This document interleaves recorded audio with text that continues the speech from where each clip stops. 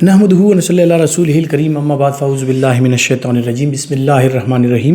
محترم خواتین و حضرات، ڈائریا یعنی دستوں کی بیماری جو ہوتی ہے وہ تقریباً ہر عمر کے افراد کو ہو سکتی ہے، جن میں زیادہ تر بچے شامل ہوتے ہیں۔ اکثر اوقات بچوں میں ڈائریا ہوتا ہے، یعنی ان کو دستوں کی بیماری لگ جاتی ہے، اور اکثر اوقات جو ہے تو بڑوں میں بھی کبھی کبھار کچھ عرصے کے لیے، کبھی کبھار زیادہ عرصے کے لیے جب دستوں کی بیماری لگتی ہے تو اس میں مختلف قسم کی دوائیوں کا سہارا لیا جاتا ہے۔ سب سے پہلے تو یہ جاننا ضروری ہے کہ ڈائریا یعنی دستوں کی بیماری جو ہے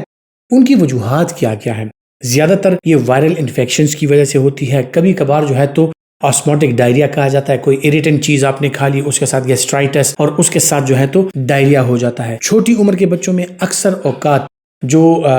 انزائم ڈیفیشنسیز ہوتی ہیں، لیکٹیز ایک انزائم ہے جو کہ لیکٹوز کو یعنی دودھ میں جو کاربوہائیڈریٹ پایا جاتا ہے لیکٹوز، اس کو وہ ہینڈل کرتا ہے، اس کو وہ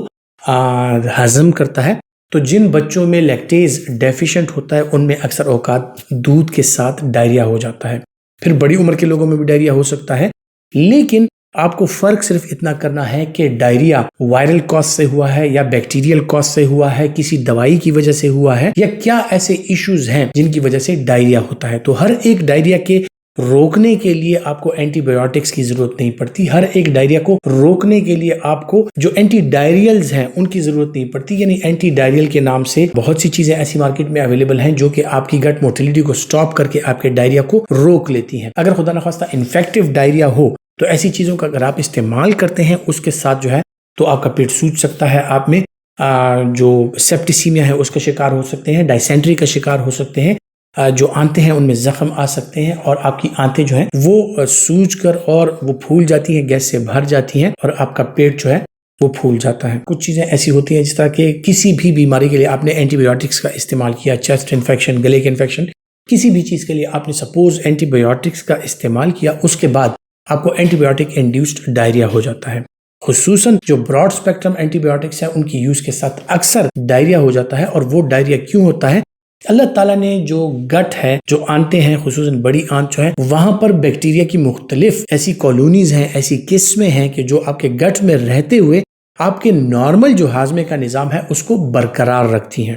تو جب براڈ اسپیکٹرم اینٹی بایوٹکس کا استعمال کیا جاتا ہے، اس کے ساتھ کیا ہوتا ہے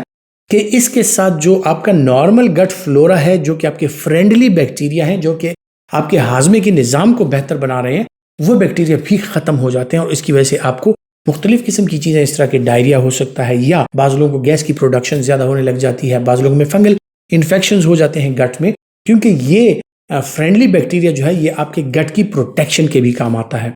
تو ایسی صورتوں میں ہمیں اینٹی بایوٹکس کی بجائے اس ڈائریا کو سٹاپ کرنے کے لیے یا اینٹی ڈائریل دوائیاں دینے کی بجائے ان لوگوں کو ہم جو پرو بایوٹکس ہیں ان کا استعمال کراتے ہیں۔ پرو بایوٹکس کیا ہوتی ہے کہ جو آپ کا فرینڈلی بیکٹیریا ہے اس میں جا کر ان کی جو پروڈکشن ہوتی ہے اس کو بڑھا دیتی ہیں، یعنی جس طرح آپ آٹے میں خمیر ڈالتے ہیں اور وہ پورے آٹے کو جو ہے تو وہ خمیر اس میں شامل ہوتے ہوتے آٹا پھول بھی جاتا ہے اور سیٹ ہو جاتا ہے، تو اسی طرح جو آپ کا گٹ ہے وہاں پر یہ بیکٹیریا ہوتے ہیں، جب آپ ان کو پرو بایوٹکس پرووائڈ کرتے ہیں تو وہ پھیلنے لگ جاتے ہیں، وہ پروڈکشن ان کی زیادہ ہو جاتی ہے اور آپ کا نارمل گٹ فلورا جو ہے، جو بیکٹیریا ہے وہ ریسٹور ہو جاتا ہے، اور اس طرح آپ کے ڈائریا کا جو عمل ہے یا گیس بننے کا جو عمل ہے، گیس کی پروڈکشن جو ہے، آپ کا پیٹ اگر پھول رہا ہے، یہ چیزیں جو ہے یہ کم ہو جاتی ہیں۔ سو پرو بایوٹکس کا استعمال جو ہے وہ انتہائی مفید بھی ہے اور اس کے کوئی سائیڈ ایفیکٹس نہیں ہیں۔ اس کے جو میجر سائیڈ ایفیکٹس ہیں وہ کوئی نہیں رپورٹڈ، کوئی بھی بندہ ان دوائیوں کا استعمال کر سکتا ہے، لیکن اس کے جو مائنر سائیڈ ایفیکٹس ہیں ان میں یہ ہے کہ بعض اوقات اس بیکٹیریا کی جو پروڈکشن ہو رہی ہوتی ہے، گٹ فلورا جب بڑھ رہا ہوتا ہے اس میں بھی گیس کی پروڈکشن زیادہ ہو جاتی ہے اور پیٹ سوجنے کا جو عمل ہے یا پیٹ جو پھول جاتا ہے یا گیس کی پروڈکشن یا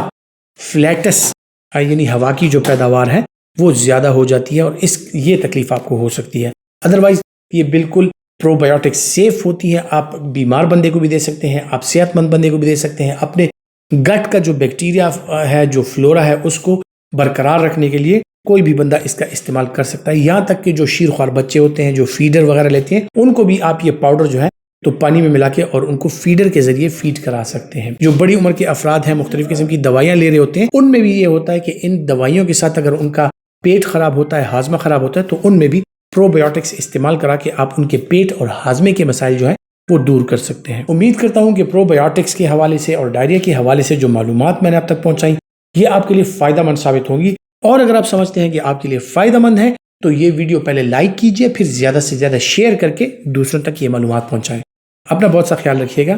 اللہ حافظ۔